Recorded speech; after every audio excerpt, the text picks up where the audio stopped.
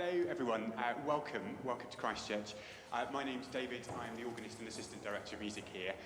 There are lots of people I see in the audience I don't think I've seen in this church before, and so just to say you are all really welcome, thank you for coming, and also to those of you that are part of our regular congregation, welcome as well. It's really lovely to have a group, an audience like this for an afternoon, and concert is really splendid. There's toilets out the back, if anyone should need to use them. This is a fairly informal concert, and so I know there are some visitors here. If you do need to go, there's not, no one will mind. The emergency exit is here and at the back. This is I think it'll be a special concert for us at Christchurch because it's made up of the musicians of the church. So we're really fortunate here to have such a number of fantastic musicians as part of our choir and our congregation. And this is an opportunity to hear some of them perform, mainly singing, pieces on their own or in small groups, duets, as we go on. So I'm not going to say anything else except to hand you over to Matthew, who is going to start the concert with a piece on the trumpet, and he's going to talk to you a little bit about that now.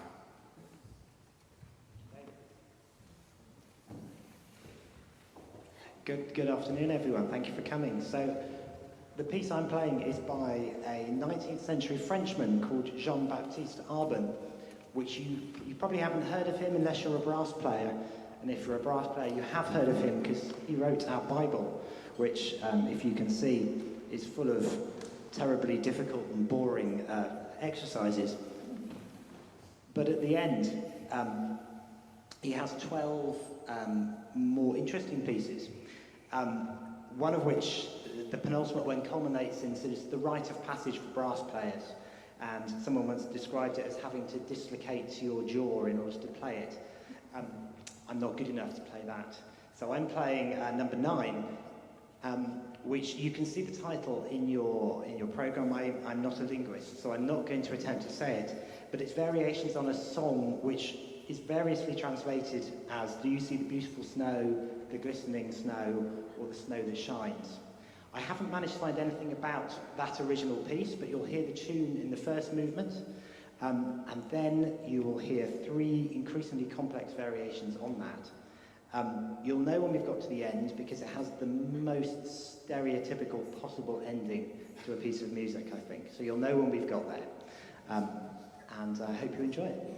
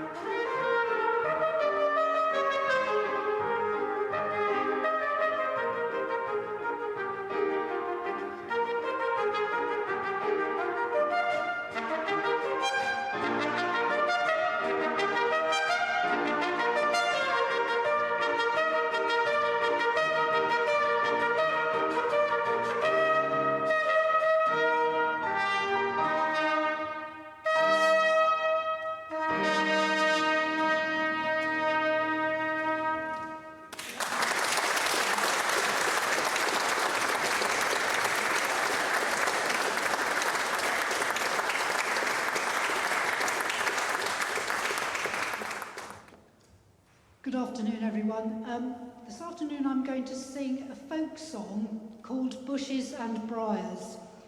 It's one of a collection that somebody called Cecil Sharp made when he was going around the country worried about English folk songs getting lost. And he did this in the first 20 years of the 20th century. And then they were compiled into a book. I guess this book doesn't have all of them in it, but the one I'm going to sing was arranged by Vaughan Williams, and most people in the choir will know that I'm a bit of a sucker for anything by Vaughan Williams. So, Bushes and Briars.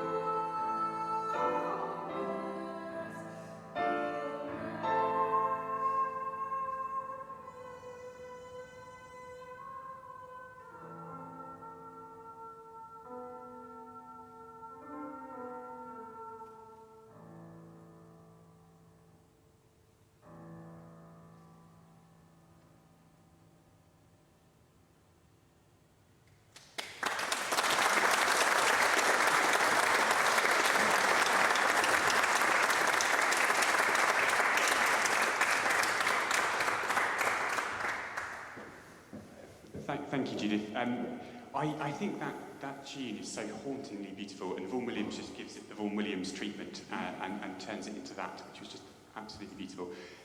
One of the really fantastic things I think about this concert is the range and the breadth of the things you're going to hear. So now, for something completely different, I'm going to hand you over to Virginia to tell you a bit about it.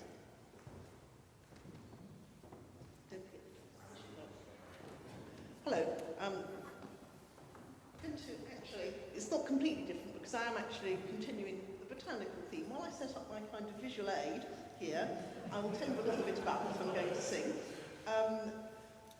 Flanders and Swan are, of course, very well known for writing songs about animals, but they did actually venture into botany. And I like to sing this song when I'm going around my garden from which I've got this stuff. I enjoy singing it at the plants as I pull them up. And I thought, well, why not for a change actually sing it to some people? And a year ago or so, I sang another work by Donald Swann, without Flanders this time, called Requiem for the Living. And the kind of message of that was that if we all just learnt to accept our differences and get along together, the world would be a much happier place. And as well as being a kind of parody of a sort of sentimental Victorian song, that's also the point that Misalliance is trying to make. I'm going to dedicate it to some people who remind me of some of the characters in the song. Those people in Bath who will only talk to those whose house is at least as large as theirs. I'm sure you've met some people like this at some point, and I'm sure also that there's nobody like that in Christchurch.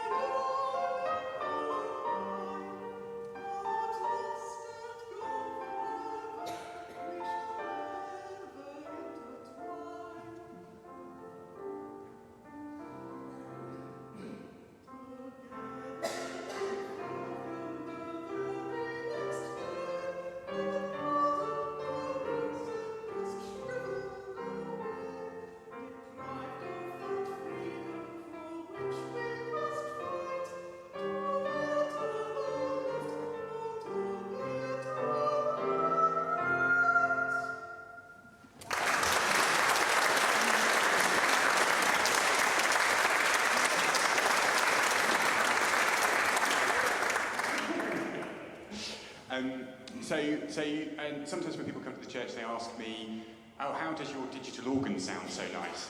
And I point out, well, the reason it sounds so nice is because it's not, it's a pipe organ and the pipes are up there. So that's the first thing. We're now moving on to a piece that I know that lots of you present will have heard. It was last year or the year before, I know, 2022, oh gosh. Okay, so 2022, we were fortunate here to perform Richard Gabe's Requiem. And it was a really special occasion. The church was full. It was a wonderful group of singers, and we all very much enjoyed performing it. And now we're going to hear a bit of that, and to tell you some more about it is Richard, and joining him to sing will be Jude.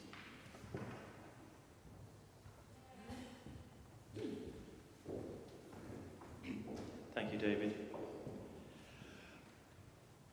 Back in 2020, when we were all had to stay in our houses and weren't allowed to go anywhere during COVID, I composed a Requiem. And a couple of years before that, Rosanne and I, we'd very sadly lost a lot of our family members. So that gave me the inspiration to write the Requiem. It's in 7 movements, and 6 of those movements are in memory of our family members. And I feel that each one of them has the characteristics of each person who sadly passed away. So today we're going to do the Jesu, which was written in memory of my very special mother-in-law, Pamela Gosling. So I hope you enjoy the Jesu.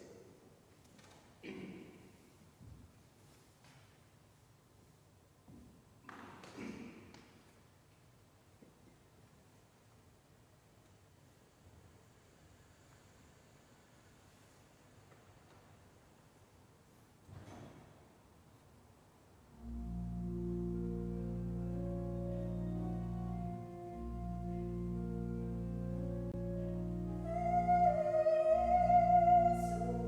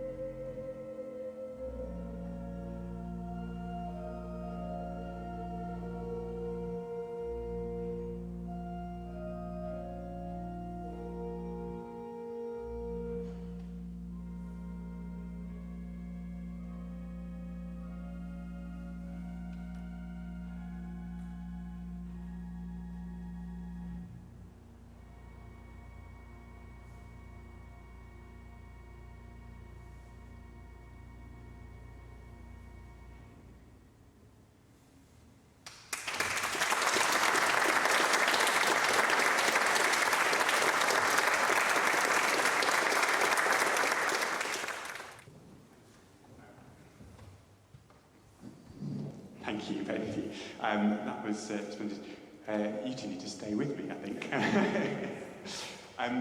So, I am right in thinking the next piece is the Bluebird. Let me just check. Is it the Bluebird? Yeah, fantastic. So, I'm going to invite some friends now to come and sing with me. And if you just start heading up, team, we're going to sing one of Stanford's part songs. So, Stanford, very well-known English choral composer, and we do lots of his works at Christchurch. This is a secular piece that he composed as part of 8 part songs. It's a really quite meaningful piece for me. It's a piece that I grew up hearing my dad's chamber choir perform, and it is the most stunningly beautiful, serene depiction of the Bluebird. And it was sung at my grandmother's funeral, so it's something that just really has quite a lot of meaning to me.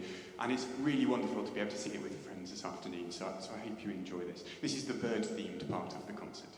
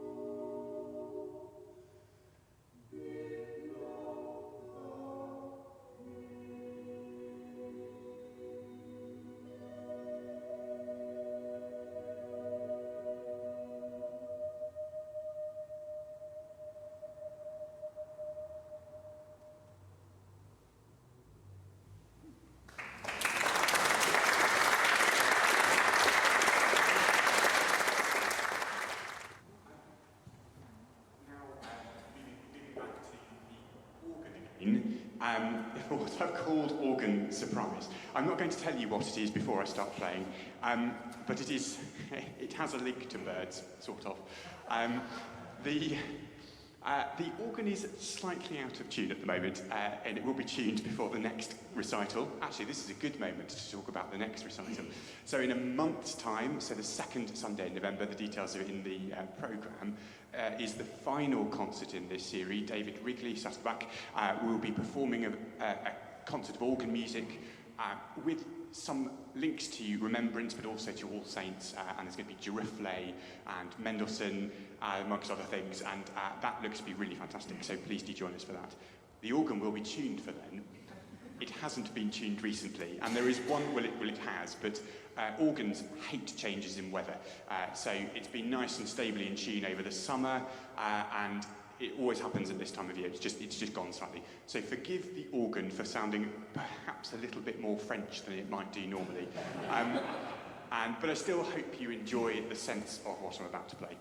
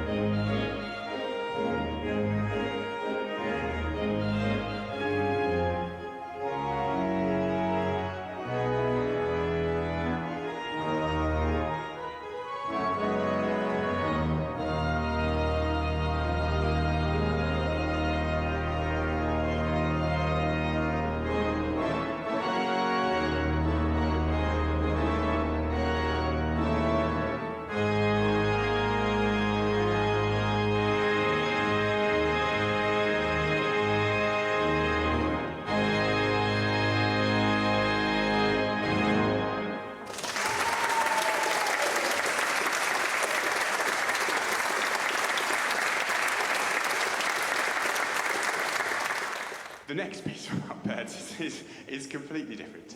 And so it's delightful to have Zoe to join us now to sing A Nightingale Sang in Berkeley Square. This song was written in 1939 in France and was first performed in a tiny French bar that no one can now find, so no one really knows where it was first performed. But it was certainly probably performed, actually no, it was certainly performed with a glass of wine in one hand. So I haven't got a glass of wine for you, Zoe, but perhaps that's the mood we should be sort of conjuring as we listen to this. So this is A Nightingale Sang in Berkeley Square.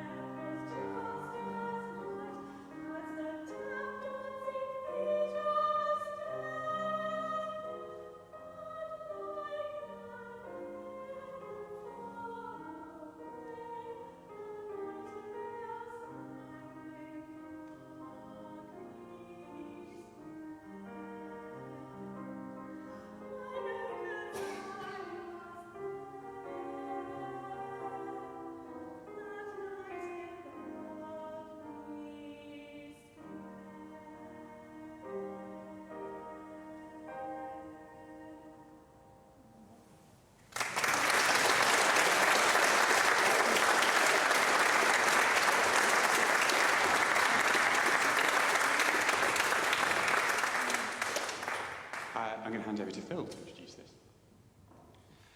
There's not an enormous amount to say about this. We were gathering round the piano one night after we had each had at least one bottle of wine each, and we ended up singing through stuff, not very well, as we were inclined to do, late in the evening. Well, I'm talking about myself personally here. And this was on the piano, and we thought, oh, look, there's 2 lines, that's good, let's try it through. So David played, and Jude and I sang, and then we thought, oh, that's quite nice. And then we never thought anything about it, and then somehow it's ended up in the programme, because that is the way of things. So this is by the great English songsmith, alongside Ivor Gurney and Gerald Finzi. This is Roger Quilter's Weep You No More.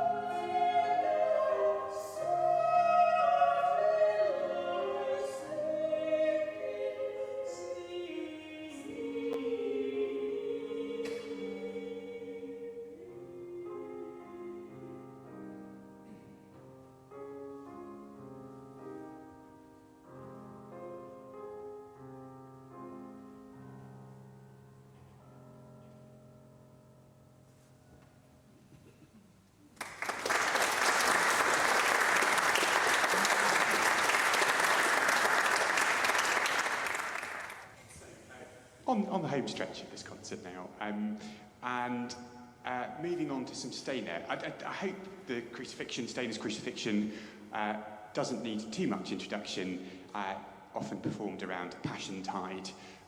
And so I'm not going to talk about it very much, except to say welcome back to Richard to sing one of the movements from Stainer's Crucifixion.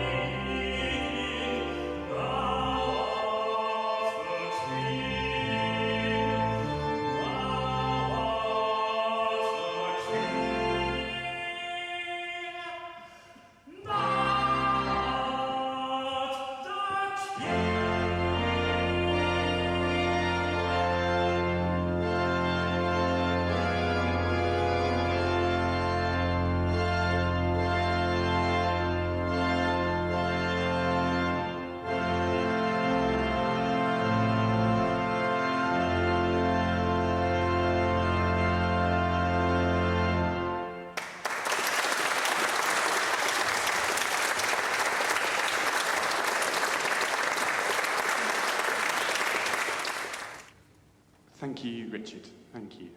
Absolutely brilliant. And again, another change of pace, another change of style. And over to David again to tell you something about this.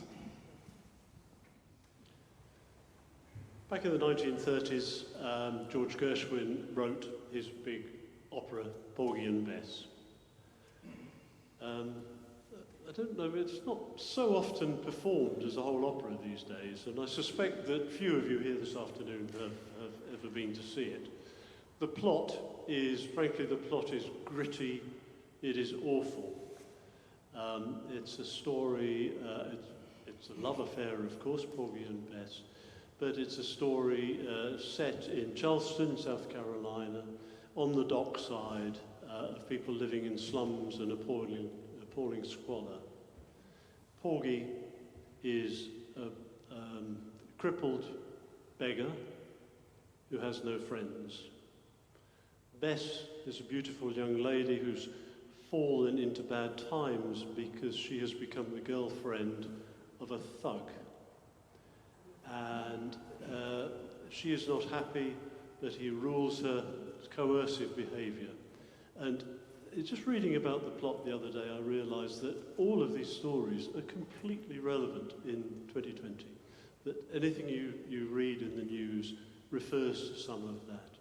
So Bess is a drug taker. A coercive boyfriend becomes a murderer, and so on. It's tough. And yet out of this awful story, Gershwin creates some absolutely beautiful music. I guess Summertime is the best known tune from it. Not actually sung by Bess, sung by somebody else in the cast right at the very beginning of the opera. But as the plot progresses, her boyfriend gets sent to jail for murder, and she is hated by all the locals. So this is also a story of acceptance, really. That Bess has no friends because she was the girlfriend of a thug, of an awful person. So she has no friends at all. And this crippled beggar is the only one who takes her in to his house. And they live there, and they fall in love. And this is the song in which that love is expressed.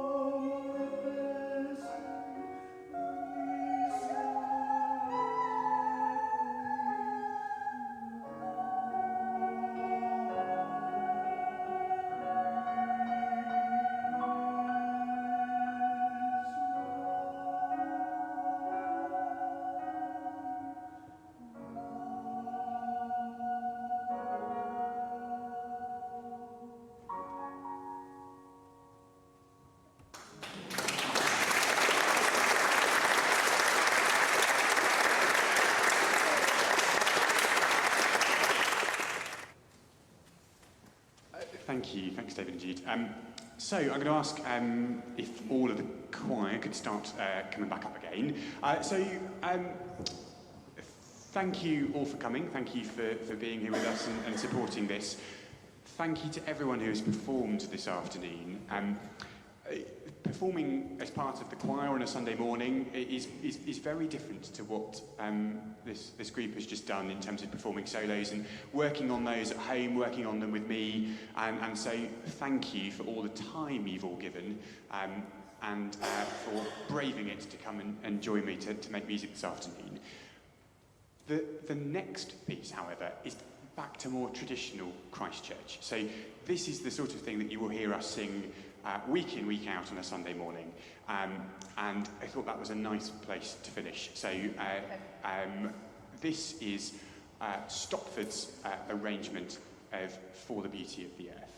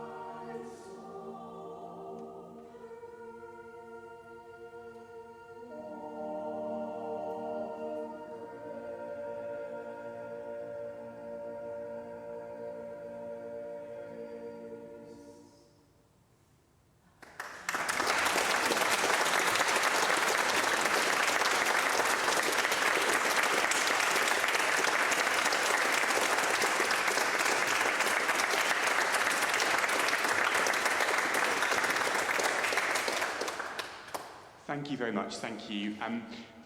We do have one tiny small other offering just to finish with, which we'll come to in just a second. Before that, thank you again to everyone for taking part. Thank you all for coming. If you feel able, please do give generously on your way out. There's a bowl at the back and contactless card as well. For money, as with all of these concerts, divided between Christchurch and the Charity of the Month. Charity of the Month, I think, is still Lux, is that right, Jonathan? Yes, so still Lux. So please, if you're able to give generously on your way out, and do join us for the final concert of this series in a month's time. And just to finish with, we've got just one little other thing to go, so won't keep you for much longer. Just I hope you enjoy our small little offering to you now.